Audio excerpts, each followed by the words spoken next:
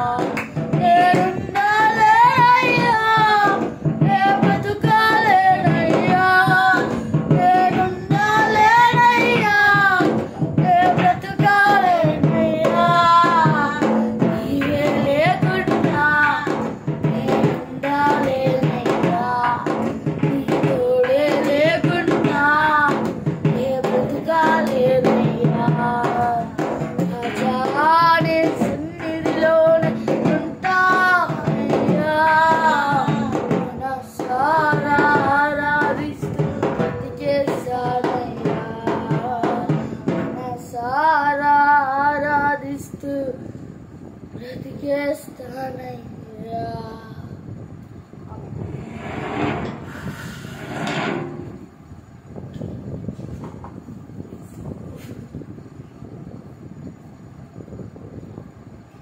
Praise lord. దేవుని పరిశుద్ధ నామమునకు మహిమ కలుగును గాక. చేరుకుడు వచ్చిన మీకందరికీ, ఈ లైవ్లో వీక్షిస్తున్న మీకందరికీ ప్రభును రక్షకుడైన యేసు నామమున వందనాలు తెలియజేస్తున్నాను. ప్రియులారా, దేవుని సన్నిధానంలో ఈ రీతిగా నిన్ను స్తుతించడానికి ప్రభు శ్రేష్టమైన సమయం ఇచ్చాడు. ఈ ఉపవాస పండుగలలో ప్రభు కృపను బట్టి 22వ రోజులోనికి దేవుడు మనల్ని నడిపించాడు. మనం నెహెమ్యా గ్రంథాన్ని ధ్యానం చేస్తూ ఉన్నాం. ఈ రాత్రి నెహెమ్యా గ్రంథం 4వ అధ్యాయం 1వ వచనం నుండి 6వ వచనం వరకు చదువుకుందాం. మేము గోడ కట్టుచున్న సమాచారము విని సన్బలాటు మిగుల కోపగించి రౌద్రుడై యూదులను ఎగతాళి చేసి షోమ్రోను దండువారి ఎదుటను తన స్నేహితుల ఎదుటను ఇట్లనెను, దుర్బలులైన ఈ యూదులు ఏమి చేయుదురు? తమంతట తామే ఈ పని ముగింతురా? బలులు అర్పించి బలపరుచుకొందురా? ఒక దినమందే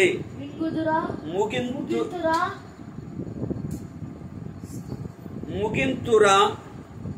కాల్చబడిన చెత్తను కుప్పలుగా పడిన రాళ్లను మరలా బలమైనవిగా చేయుదురా? మరియు అమ్మోనీయుడైన టోబియా అతని యొద్ద నుండి వారు కట్టిన దానిపైన ఒక నక్క ఎగిరినట్టయిన వారి రాతి కూడా పడిపోగుననెను. మా దేవా, ఆలకించు. మేము తిరస్కారము నొందిన వారము. వారి నింద వారి తలల మీదికి వచ్చునట్లు చేసి వారు చెరపట్టబడిన వారై వారు నివసించు దేశములోనే వారిని దోపునకు అప్పగించుము. వారు కట్టు వారిని బట్టి నీకు కోపము పుట్టించి ఉండిరి గనుక వారి దోషమును పరిహరింపుము. నీ ఎదుట వారే పాపమును తుడిచివేయుము, వారి పాపమును తుడిచివేయుము. అయినను పని చేయుటకు జనులకు మనస్సు కలిగి ఉండెను గనుక మేము గోడను కట్టుచుంటిమి, అది సగము ఎత్తు కట్టబడి ఉండెను. ఆమేన్, హల్లెలూయా. ఈ 4వ అధ్యాయములో ప్రాముఖ్యంగా 3 విషయాలు మనం గమనించగలుగుతాం. మూడవది, శత్రువులు ఉన్నను పని చేయుటకు జనులకు మనస్సు కలిగింది. 1 నుంచి 6 వచనాల వరకు, 7వ వచనం నుండి 12వ వచనం వరకు ఆటంకాలు ఉన్నను ప్రార్థన పూర్వకముగా పని చేయుటను చూడగలుగుతాం. మూడవ విషయం, 13వ వచనం నుండి 23వ వచనం వరకు యుద్ధ సన్నద్ధులై పని చేయుట అనుభవాన్ని చూడగలుగుతాం. స్తోత్రం, హల్లెలూయా. ఇక్కడ మనం గమనిస్తే ప్రారంభంలో మేము గోడగట్టుచున్న సమాచారము విన్నాడు. అటు ప్రారంభంలోనే సన్బలాటు టోబియా యెరూషలేమునకు క్షేమము కలుగు చేసేవారు వచ్చారని వారు చాలా దుఃఖించారు, వారు చాలా ఆటంకపరిచారు. అయితే ఇప్పుడేం చేస్తూ ఉన్నారు? రౌద్రుడై యూదులను ఎగతాళి చేస్తా ఉన్నాడు. ఎవరు వీరు అని మనం గమనిస్తే ఈ సన్బలాటు విరోధులలో ప్రధానుడు. ఇతడు మోయాబు వంశస్థుడై యూదులతో వియ్యమందాడు. ఇతడు యాక్చువల్ మోయాబీడు, యూదులతో వియ్యమందాడు. కానీ వాడు ఈ లోక సంబంధమైనటువంటి అధికారి అయ్యుండి కేవలము యోగ్యత లేని వాడే ఇందురని వాడి అభిప్రాయం. వాడు అధికారి గనుక వాడికున్న అధికారమును బట్టి, వాడికున్నటువంటి ఆ అధికార గర్వము చేత ఏం చేస్తూ ఉన్నాడు? యూదులను ఎగతాళి చేస్తూ ఉన్నాడు.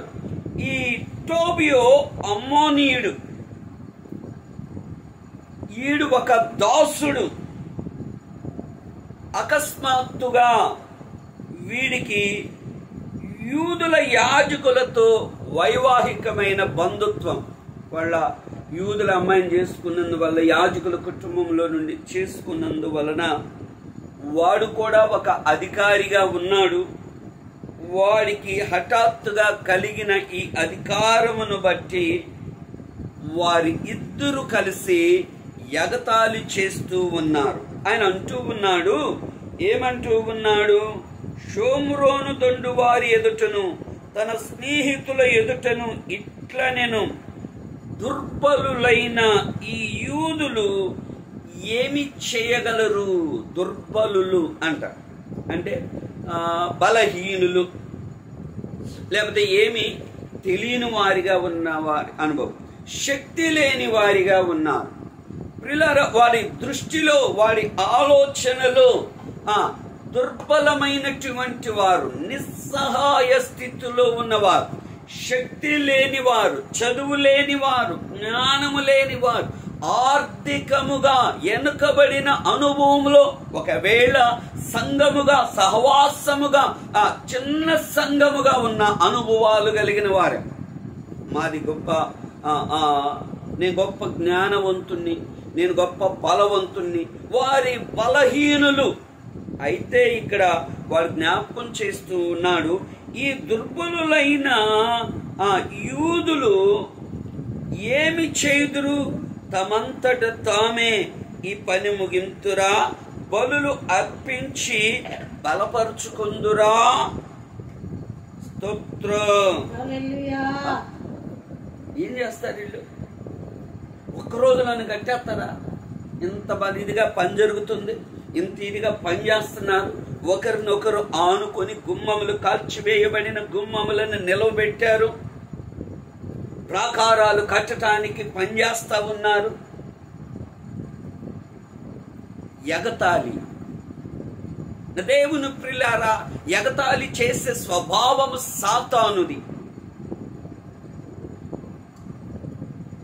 2వ దినవృత్తాంతముల గ్రంథం 30వ అధ్యాయం 10వ వచనం. 30వ అధ్యాయం 10వ వచనం. 2వ దినవృత్తాంతములు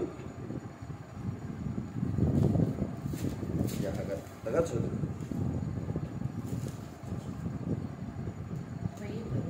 30వ అధ్యాయం 10వ వచనం.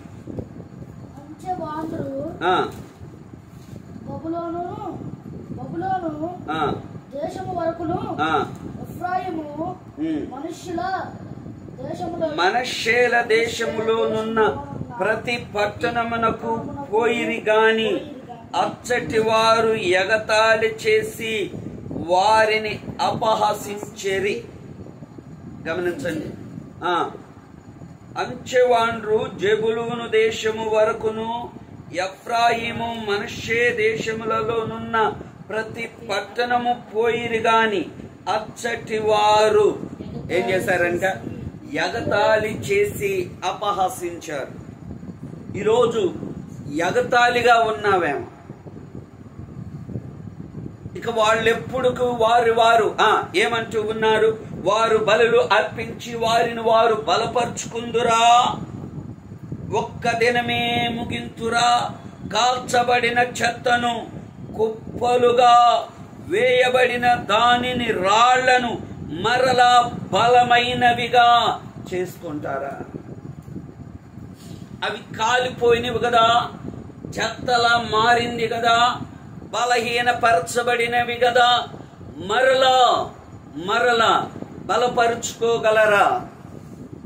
ఎగతాళిగా అపహాస్యముగా కనబడుతున్న అనుభవం ఈరోజు యూదులకు, టోబియో సన్బలాటులకు యూదులు ఎలా కనబడుతున్నారు? బలహీనులుగా కనబడుతున్నారు. అక్కడ ఉన్నటువంటి కాల్చివేయబడిన కుప్పగా కనబడుచూ ఉన్నారు. దుర్బలులుగా కనబడుచూ ఉన్నారు.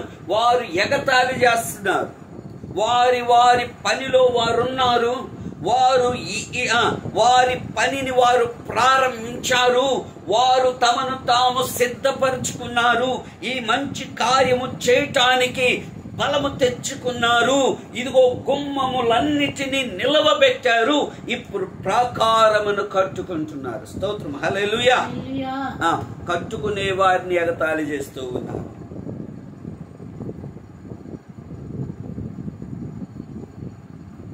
ఆమేన్. ఎగతాళి మన జీవితంలో ప్రభు పనిలో కొనసాగుతూ ఉండగా సాతాను తన అనుచరులు ఎగతాళి చేయట సహజమే. నా దేవుని ప్రియులారా, ఎగతాళి చేయని మనం బలహీనులమని, ఒకవేళ మనం దుర్బలులమని, ఒకవేళ మనకు జ్ఞానము లేదని, ఒకవేళ తెలివి లేదని, ఒకవేళ మనకు బలము చాలదని, ఆర్థికముగా మనము బలవంతులము కాదని, స్తోత్రం, తన స్నేహితుల దగ్గర ఎగతాళి చేసి చిన్నబుచ్చినట్లుగా మాట్లాడుతూ ఉన్నారు. ఈరోజు కూడా చాలా మంది అంతే. వీళ్ళందరూ సాతాను సంబంధులు. ఎట్టగాడతాడో చూస్తాను, ఏం చేస్తాడో చూస్తాను, ఏదైనా చేస్తాడో చూద్దాము, ఏందాడు చేసేది, ఏందాడు ఇది చేసేది అని చాలా మంది ఇతరులను బలహీనపరుస్తూ తోలనాడుతూ ఉంటారు. ఎగతాళిగా మాట్లాడుతూ ఉంటారు. నిన్ను నడిపించిన దేవుడు, నిన్ను పిలిచిన దేవుడు నమ్మదగిన వాడు. స్తోత్రం, హల్లెలూయా. సాతాను సంబంధులు ఎన్ని రీతులుగా ఎగతాళి చేయని, సాతాను సంబంధులు పరిహసించని, మనలను పిలిచిన దేవుడు నమ్మదగిన దేవుడు. చెత్తగా ఉన్నావా? అన్ని విధాల నష్టపోయి నిలిచి ఒంటరిగా ఉన్నావా? అయినా పర్లేదు. స్తోత్రం. ఆయన ప్రత్యేకత ఏమిటో తెలుసా? ఆయన ప్రత్యేకత ఏంటో, శూన్యములో సమస్తమును చేయగలిగిన దేవుడు. ఆమేన్, ఆమేన్. ఆకారము లేని నిరాధారమైన పరిస్థితులలో ఆకారమును కలుగు చేయగలిగిన దేవుడు, నిరాకారములో శూన్యములో సమస్తము చేసిన నేను ఆరాధిస్తూ ఉన్న దేవుడు. ఈ రాత్రి మన బ్రతుకులో, మన జీవితములో ఎగతాళిగా ఉన్నామా? పరిహసింపబడుతూ ఉన్నామా? తృణీకరింపబడిన అనుభవాలలో ఉన్నామా? ఏ పరిస్థితుల మధ్యలో ఉన్నా ఆయన నమ్మదగిన దేవుడు. ఈ పరిహాసానికి, ఈ యొక్క ఎగతాళికి, ఈ చిన్న చూపు మాటలకు భయపడట లేదు, కలవరపడుట లేదు, కృంగిపోట లేదు. వారు చేయగలిగిన పనిని చేస్తూనే ఉన్నారు. స్తోత్రం, హల్లెలూయా. వాళ్ళు పని చేస్తానే ఉన్నారు. మేము బలపరుచుకుంటాం. ఇక్కడ టోబియో అంటూ ఉన్నాడు. ఏమంటూ ఉన్నాడు? మరియు అమ్మోనీయుడైన టోబియో అతని యొద్ద ఉండి వారు కట్టిన దానిపైన ఒక నక్క ఎగిరినట్టయినను వారి రాజు కూడా. ఏం పని నీ పని? బలమైన పని కాదు. నువ్వు చేస్తున్న పని బలహీనమైనది. నక్క ఎగిరిన పడిపోయే గోడ నీది. స్తోత్రం, హల్లెలూయా. నిజమే. ఈ రోజుల్లో ప్రిలారా, నక్క ఎగిరినంత మాత్రాన నీ ప్రార్థన గోడ, నీ విశ్వాసపు గోడ, ఆత్మీయపు గోడ పడిపోయే స్థితిలో ఉందా? వాడు ఎగతాళి చేస్తున్నాడు. చిన్న చిన్న విషయాలకే దేవుని సన్నిధికి దూరం అవుతున్న అనుభవాలలో ఉన్నావేమో. టోబియో ఎగతాళి చేస్తూ ఉన్నాడు. దుష్టుడు నిన్ను ఎగతాళి చేస్తూ ఉన్నాడు. నీ గోడ అంత బలమైనది కాదు, నీవంత బలమైన వ్యక్తివి కాదు, నీవంత ఆత్మ సంబంధమైన వ్యక్తివి కాదు. ఊరకనే ఓ నక్క ఎగిరితేనే ఆ గోడ పడిద్ది. అంత గొప్పోళ్ళేం కాదు. వాళ్ళ ప్రార్థన అంత గొప్పదేం బలమైనదేమీ కాదు. వారి విశ్వాసం అంత బలమైనదేమీ కాదు. ఈ వార్త వింటున్నావా? స్తోత్రం. అటువంటిదేనా? అటువంటిలానే ఉన్నావా? అటువంటిలా ఉన్నామా? శత్రువు ఎన్ని ఎగతాళిలు చేయని, శత్రువు ఎన్ని మాటలైనా అనని, మన విశ్వాసాన్ని కోల్పోకూడదు నా దేవుని ప్రియులారా. మన నమ్మకత్వాన్ని, మన ప్రార్థన జీవితాన్ని విడిచిపెట్టకూడదు. ఎగతాళి చేస్తూ ఉన్నప్పుడు నెహెమ్యా గారు అక్కడ ప్రార్థన చేస్తూ ఉన్నాడు, అక్కడ దేవుని కొరకు మొరపెడుతూ ఉన్నాడు, దేవుని సన్నిధిలో విజ్ఞాపన చేస్తూ ఉన్నాడు, దేవుని యొక్క కృప కొరకు కనిపెడుతూ ఉన్నాడు. స్తోత్రం. అనని అనని అనుకోని, ఎన్నైనా అనుకోని, మన ప్రార్థన ప్రకారము గొప్పది. స్తోత్రం. బలమైనది. ఆమేన్. ఆమేన్. చిన్న చిన్న సమస్యలకే దేవుని విడిచిపెట్టే వారం కాదు. చిన్న చిన్న కష్టాలు వచ్చినప్పుడు ప్రభుకు దూరం అయ్యే వాళ్ళం కాదు. చిన్న చిన్న శ్రమలు కలిగినప్పుడు ప్రభుని విడిచిపెట్టి ప్రభుకు దూరంగా ఉండేవారం కాదు. ఎన్ని శ్రమలైనా, నిందలైనా, అవమానాలైనా, ఎగతాలైనా, పరిహరింపబడిన, తృణీకరించిన, స్తోత్రం, హల్లెలూయా. ఈనాడు దేవుని ప్రియులారా, మనుషులను చూసి ప్రేమిస్తూ ఉన్నారు, డబ్బును చూసి ప్రేమిస్తూ ఉన్నారు. ఇంకా చెప్పుకోవాలంటే అటువంటి వాళ్ళు ఉండని, నిన్ను ఎవరు ప్రేమించకపోని, నిన్ను ఎవరు చేరదీసిపోని, ఇదిగో మనలను పిలిచిన దేవుడు ఉన్నాడు. స్తోత్రం, హల్లెలూయా, హల్లెలూయా. చేసుకొని ఏమైంది, అనుకొని ఏమైంది? ఎవరు సామర్థ్యం కొలది వాళ్ళు కట్టుకుంటారు, అంతేనా? వాళ్ళు చెప్తూ ఉన్నాడు, ఎవరికి ఇచ్చిన సామర్థ్యం కొలది కడతారు. ఎండితో కట్టేవాళ్ళు బంగారంతో, రాళ్ళతో, కొయ్యకాలతో, గడ్డితో, ఎవరికి సామర్థ్యం. అగ్ని పరీక్షించినప్పుడు నీ పనేంటో, నిలిచేదో పడేదో అగ్ని పరీక్షిస్తుంది. స్తోత్రం, ఆమేన్, హల్లెలూయా. వాడు అట్టానే అంటాడు, సాతాను గాడు అట్టానే అంటాడు. పరిశుద్ధాత్మ దేవుడు పరీక్షిస్తాడు, దేవుడు తగిన బహుమతి ఇస్తాడు. కాబట్టి మనం వాడు ఎగతాళి చేశారనో, లేకపోతే వాళ్ళు అపహసించారనో, పరిహసించారనో చేసుకొని, వాడు పనే అది. వాడికి పని పాటి ఏమీ ఉండదు. పని పాట ఉండేవాడైతే, భక్తి కలిగినోడైతే, భక్తి జీవితాన్ని కలిగి ఉన్నవాడైతే, మారు మనసు పొందినోడైతే, మార్పు చెందినోడైతే, ఈ కట్టుటకు పూనుకున్నాము రండి అన్నప్పుడు వాడు కూడా కట్టడానికి వచ్చేవాడే. వాడికి మారు మనసు లేదు, వాడికి మార్పు లేదు గనక, కట్టాలి అనే ఆలోచన వాడికి లేదు గనక, యూదులు అభివృద్ధి చెందుతూ ఉంటే, యూదులు కట్టుకుంటూ ఉంటే, యూదులు గుమ్మములను నిలవబెడుతూ ఉంటే, ప్రాకారములను బాగు చేసి నిలబెట్టుకుంటూ ఉంటే ఈడేడుస్తూ ఉన్నారు. స్తోత్రం. వాళ్ళు బాగుపడుతున్నారయ్యో, వాళ్ళు ఆశీర్వాదింపబడుతున్నారయ్యో, వాళ్ళు దీవించబడుతున్నారయ్యో, నా దగ్గరికి రావట్లేదయ్యో, నన్ను అడగట్లేదయ్యో అని. స్తోత్రం. కొందరు ఏడు పెట్టనే ఉండిద్ది. వాళ్ళ దగ్గరికి వెళ్ళి, వాళ్ళ దగ్గర దీనంగా కూర్చొని వాళ్ళ కాళ్ళు కొట్టుకొని అడగాలనుకుంటారు. పనికి మాలినోడే, నీ దగ్గరికి రావాల్సిన అవసరం మాకు లేదురా, నిన్ను అడగాల్సిన నీ సలహాలు కూడా అవసరము లేదురా, మా పనిలో మీకు పాలు పంపులు లేవు. ఎందుకంటే నువ్వు చెడగొట్టేవాడివి, నువ్వు సాతాను సంబంధివి, నువ్వు గొర్రె చర్మం కప్పుకున్న తోడేలువి. నువ్వు ఎప్పుడైనా ప్రమాదమే. నిన్ను దూరంగా ఉంచకపోతే, నిన్ను ఎడంగా ఉంచకపోతే, అందుకని మొట్టమొదట్లోనే నెహెమ్యా నీకు మాకు పాలు లేదు అని చెప్పాడు. స్తోత్రం. అడిగారు, మేము కూడా వస్తామయ్యా అని. బాబు మీరు మీతో ఎంతైనా ప్రమాదం రా, మీలాంటి వాళ్ళు వద్దు. స్టార్ట్ చేశారు. కోపాలు చూపిస్తున్నారు, కోపాలు ప్రదర్శిస్తున్నారు, కోపంగా ఎగతాళి చేస్తా ఉన్నారు. రౌద్రుడై, సన్బలాటు రౌద్రుడై, నీ కోపం, నీ తాపం, నీ రౌద్రం, నీ అబద్ధం ఏది కూడా దేవుని ఎదుట నిలవనేరదు. స్తోత్రం.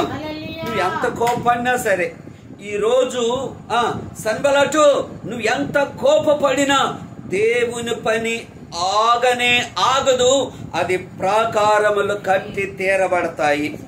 స్తోత్రం. నెహెమ్యా అంటా ఉన్నాడు ఏమని? ప్రభువా ఏమని ప్రార్థన చేస్తూ ఉన్నాడు?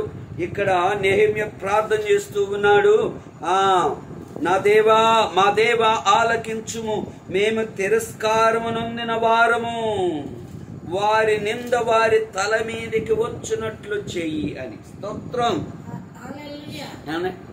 ఎవడు నిందిస్తాడో, ఎవడు రౌద్రము చూపిస్తాడో వాడు తవ్విన గుంటలో వాడే పడును అంటాడు జ్ఞాని. ఎవడు ఉరి ఒడ్డాడో వాడు యోచించిన చేటు వాడి మీదకే వస్తుందంట.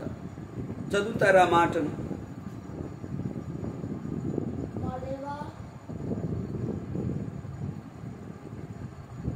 18వ అధ్యాయం ఇర్మియా గ్రంథం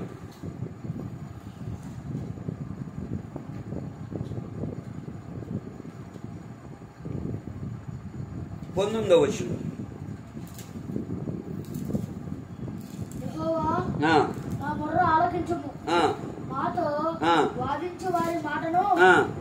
వినుము, వారు నా ప్రాణం తీయవలెనని గుంట త్రవ్వి ఉన్నారు, చేసిన మేలునకు ప్రతిగా కీడు చేయవలన వారికి మేలు కలగవలనని వారి మీద నుండి నీ కోపము తప్పించుటకే నీ సన్నిధిని నిలిచి నేను వారి పక్షముగా మాటలాడిన సంగతి జ్ఞాపకము చేసుకొను.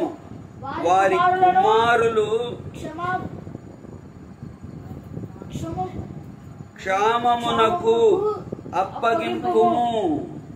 ఏమంట నెహెమ్యా గారు ఓకే ఇర్మియా ప్రార్థన చేస్తూ అంటూ ఉన్నాడు, నాతో వాదించు వారి మాట వినము, వారు నా ప్రాణం తీయాలని గుంట తవ్వారు, చేసిన మేలుకు ప్రతిగా కీడు చేయాలనుకుంటున్నారు. ఏం చేస్తున్నారు? కీడు చేయాలనుకుంటున్నారు, కీడు తలపెట్టాలనుకుంటున్నారు, కీడు చేద్దామని యోచిస్తున్నారు. నువ్వెంత కీడు చేసినా ఏమంటున్నాడు ఇక్కడ నెహెమ్యా?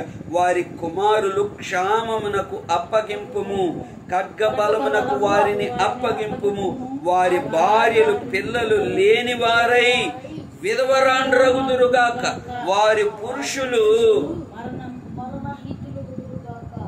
మరణహతులగుదురుగాక. ఏమన్నాడు? నువ్వు కీడు తలపెట్టేవా, ఆ కీడు నీ నెత్తి మీదకే. కీర్తన గ్రంథములో మరొక మాటను మీకు జ్ఞాపకం చేస్తాను. కీర్తనలు 5వ అధ్యాయం 9వ వచనం.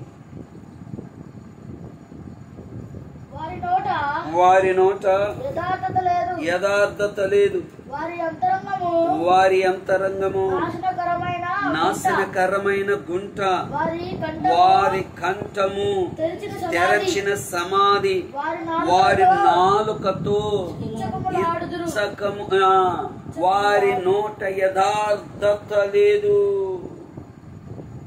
ఏం లేదు? యథార్థత లేదు, యథార్థమైన మాటలు లేవు.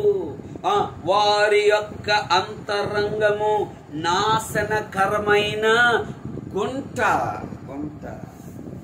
ఇక్కడ అంటూ ఉన్నాడు వారి ఏమంటున్నా, వారి కంఠము తెరచిన సమాధి, వారు నాలుకతో. అసలు ఏమి చెప్తారు? భక్తి కలిగిన వాళ్ళు అన్నట్లుగా చెప్పు. 7వ అధ్యాయంలో కూడా 7వ అధ్యాయం 14వ వచనం.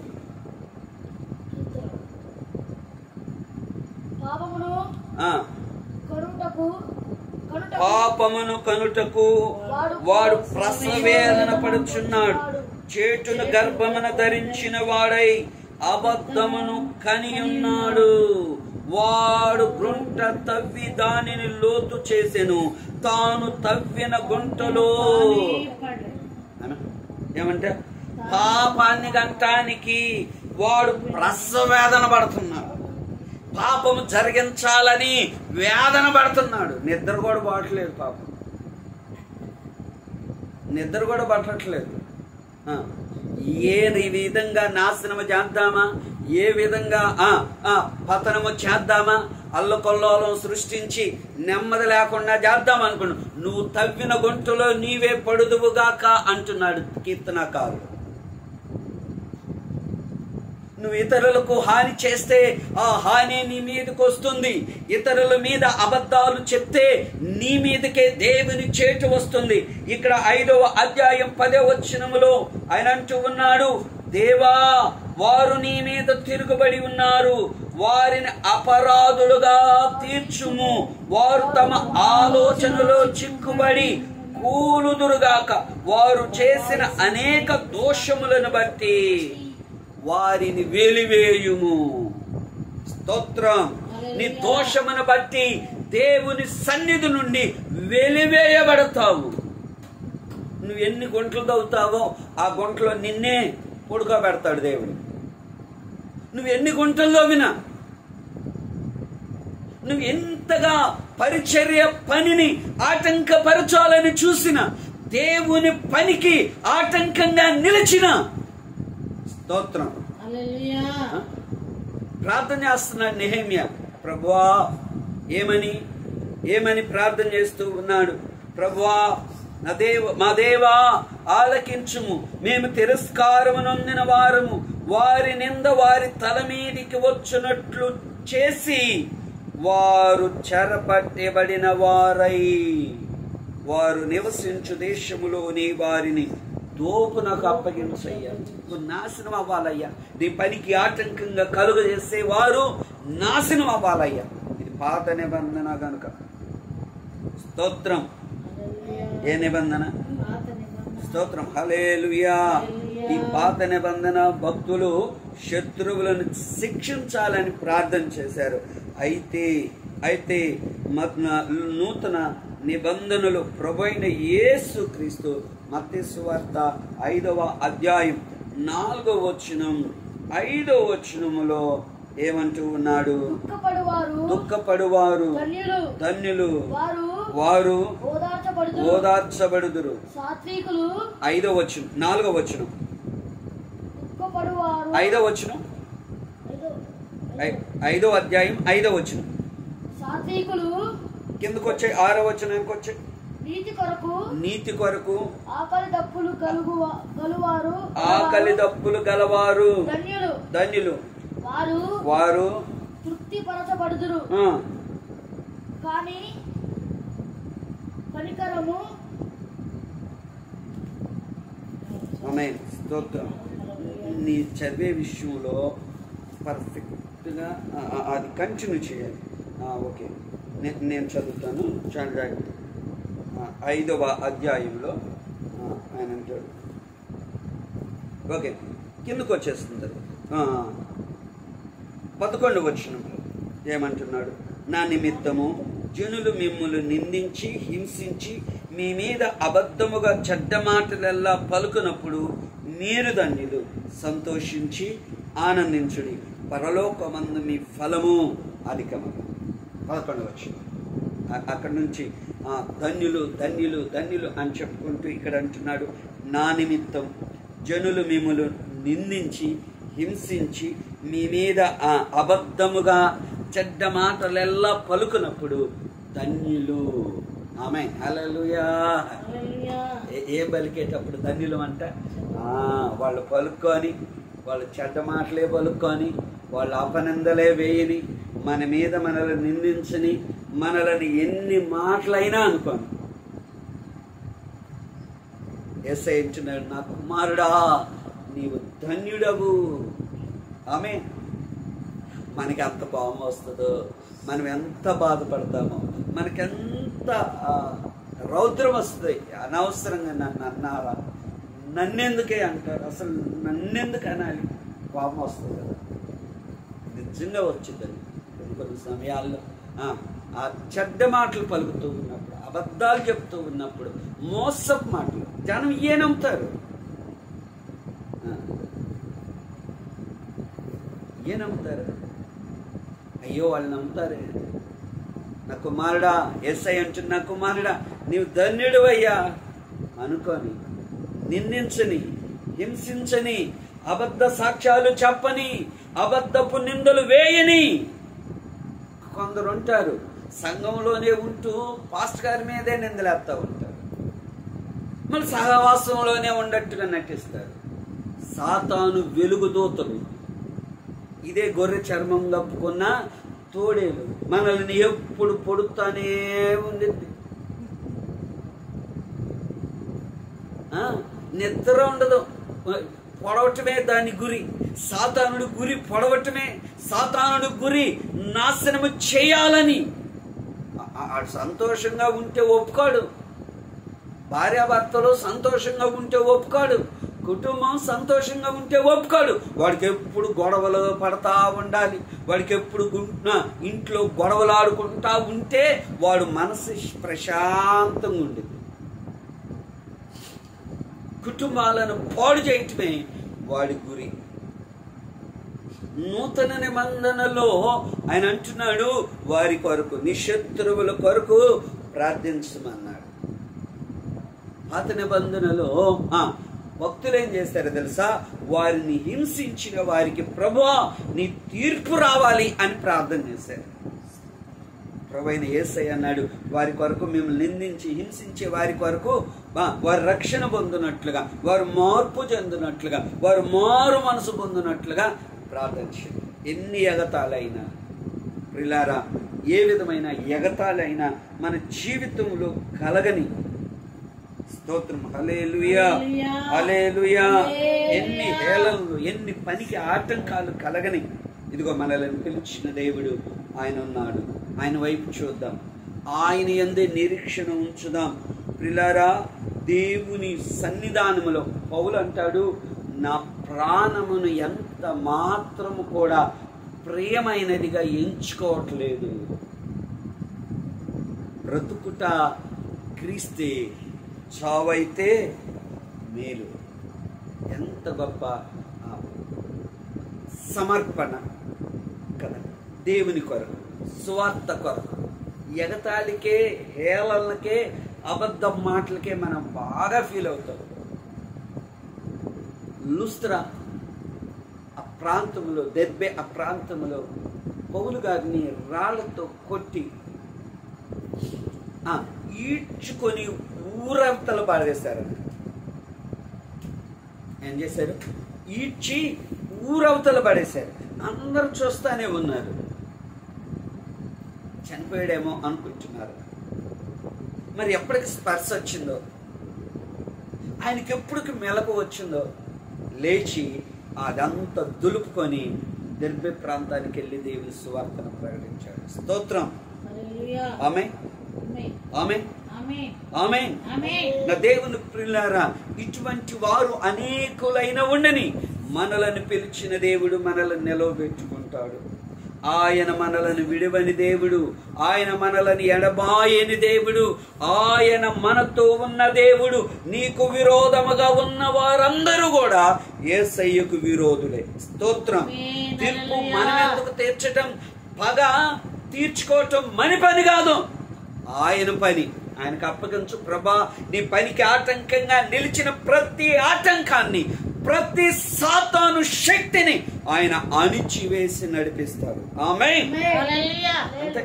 ఇజ్రాయేలీల ప్రయాణంలో ఎర్ర సముద్రం అడ్డుగా ఉందని పాయలు చేసినట్లుగా, యోర్దానును వెనకకు మళ్లించినట్లుగా, ఎరుకో గోడలు కూల్చినట్లుగా మన ఆత్మీయ ప్రయాణానికి అడ్డుగా నిలిచిన ప్రతి అపవాది శక్తులన్నిటినీ అణిచివేసి ఆయన ఆత్మ చేత నడిపిస్తాడు. ఆమేన్. కాబట్టి మనం ప్రార్థన చేసి ప్రభుకు అప్పగించుకుంటే చాలు. మన పని, దేవుడు మనకు అప్పగించిన పనిని, దేవుడు మనకు అప్పగించిన పరిచర్యను, దేవుని సన్నిధిలో దేవుడు తనకిచ్చిన కృపలో మనకిచ్చిన తలంతును వాడుకుందాం. ఆటంకాలు వచ్చిన, అవమానాలైన, ఎగతాళి చేసుకొని, స్తోత్రం, ఎన్ని ఎగతాళైనా చేయని, నువ్వు బలహీనుడు అన్ని, నువ్వు దుర్బలుడు అన్ని, మీ గోడ ఏం గోడ, నువ్వు మంచి గోడ కట్టలేదు, నక్కెగిరిన పడిపోయే గోడ అని అనుకోని స్తోత్రం. ఆమె ఏం గోడ కట్టావు? నక్కెగిరితే పడిపోయే బలహీనమైన గోడ అని అనుకొని బలహీనమైన వాటిని బలపరిచే దేవుడు ఆయన. స్తోత్రం. భయపడక ప్రభుల ముందుకు వెళ్దాం. కళ్ళు మూసుకోండి, చిన్న ప్రార్థన చేసుకుందాం. పరిశుద్ధుడైన దేవ, ప్రేమ కలిగిన తండ్రి, కృప కలిగిన మా దేవ, మా రక్షకుడా, నీకు వందనాలయ్యా. నీ ఉన్నతమైన ప్రేమను బట్టి, కృపను బట్టి ఉపవాస పండుగలలో ఇదిగో నా తండ్రి 22వ రోజులోనికి నడిపించావు. ఈ రాత్రి మీరు మాతో ఉన్న యూదులు పడిపోయిన ప్రాకారములు కట్టడానికి సిద్ధపడి ప్రాకారములు కట్టుచు ఉన్నప్పుడు సన్బలాటు టోబియో ఎగతాళి చేశారయ్యా, అపహసించారయ్యా. నీ పరిచర్య జరుగుతూ ఉండగా అనేకులు నిందిస్తూ ఉన్నారు. వారి నోరు మూయండి. నీకు విరోధముగా లేచిన ప్రతి సాతాను నోరు మూయబడునుగాక అని ప్రార్థన చేస్తూ ఉన్నాం. నీ పరిచర్యకు అబద్ధాలు ప్రకటిస్తూ ఉన్నారయ్యా. నీ పరిచర్య జరుగుతూ ఉండగా నిందిస్తూ ఉన్నారయ్యా. ఈ రాత్రి ప్రతి నోరు మూయబడునుగాక అని ప్రార్థన. నీ కృపలో జ్ఞాపకం చేసుకోండి. నీ మేలు చేత నింపండి. మీరు దర్శించమని ప్రార్థన చేస్తున్నాను. మీరు ప్రేమించారు, షిలోహు మందిరం ఇచ్చారు, స్థలం ఇచ్చారు మందిరానికి. అక్కడ మందిరం కట్టబడినట్లుగా ద్వారాలు తెరవండి. ఇదిగో రుణబంధకాలన్నిటినీ అయ్యా తీసివేయండి అయ్యా. ఆర్థిక సహాయము చేయండి. పరిచర్య కొరకై ఉన్న కొరతలు తీర్చండి, మేలు చేయండి. ప్రవేశ ప్రార్థన మందిరాన్ని కూడా జ్ఞాపకం చేసుకోండి. మందిర బిడ్డలందరినీ మీరు దీవించండి. షిలోహు మందిర కుటుంబ సభ్యులందరినీ జ్ఞాపకం చేసుకోండి అయ్యా. ప్రతి కుటుంబాన్ని మీరు ఆశీర్వదించండి. ప్రతి కుటుంబంలో నీ అద్భుతమైన కార్యము చేయండి. ప్రతి కుటుంబంలో నీ మేలు చేయండి. ప్రతి కుటుంబంలో ఉన్న కొరతలు తీర్చండి. దూర ప్రాంతం నుండి అనేకులు ప్రార్థనా సహాయము కోరారు. ప్రభా, మీరే జ్ఞాపకం చేసుకోండి. మా ప్రియులు దూర ప్రాంతంలో ఉన్నారు, అనేక ప్రాంతాలలో ఉన్నారయ్యా. ప్రతి బిడ్డను మీరు దర్శించండి. మీ ఉన్నతమైన కార్యము జరుగునుగాక అని ప్రార్థన చేస్తున్నాను. ఈ కృపలో జ్ఞాపకం చేసుకోండి ప్రభా. మా ప్రియులు దూరదేశాల్లో ఉన్నారు, ఆ బిడ్డలందరినీ కూడా మీరు దీవించండి. దూరదేశాలు వెళ్ళాలని ప్రయత్నాలలో ఉన్నారు, వారి ప్రయత్నాలు నీ నామములో ఫలించునుగాక అని ప్రార్థన చేస్తూ ఉన్నాను. సహాయం చేయండి. వ్యాధి బాధల నుండి విడిపించండి. అయ్యా, నీకే వందనాలు. నా తండ్రి, నీకు స్తోత్రములు చెల్లిస్తున్నాం. నీ ఉన్నతమైన కృపను ప్రతి కుటుంబానికి అనుగ్రహించండి. మీ దీన సేవకుల మమ్మల్ని కూడా జ్ఞాపకం చేసుకోండి. దాసురాలు నాకు మంచి ఆరోగ్యం దయచేయండి. ప్రేమించిన బిడ్డలను కూడా దీవించండి. ఈ పరిచర్యకి కావలసిన ప్రతి అవసర దగ్గర కొరత మీ నామములు తీర్చి మేలు చేసి మేమితో నింపి బలపరచమని యేసు నామమును అడుగుచున్నాము తండ్రి, ఆమేన్. నా ప్రాణమా యెహోవాను సన్నతించుము, నా అంతరంగమున సమస్తమైన పరిశుద్ధ నామమును సన్నతించుము. నా ప్రాణమా యెహోవాను సన్నతించుము, ఆయన చేసిన ఉపకారములలో దేనిని మరువకు. ఆమేన్, ఆమేన్. Praise lord. ప్రభు మిమ్మల్ని అందరిని దీవించును గాక. ఆమేన్.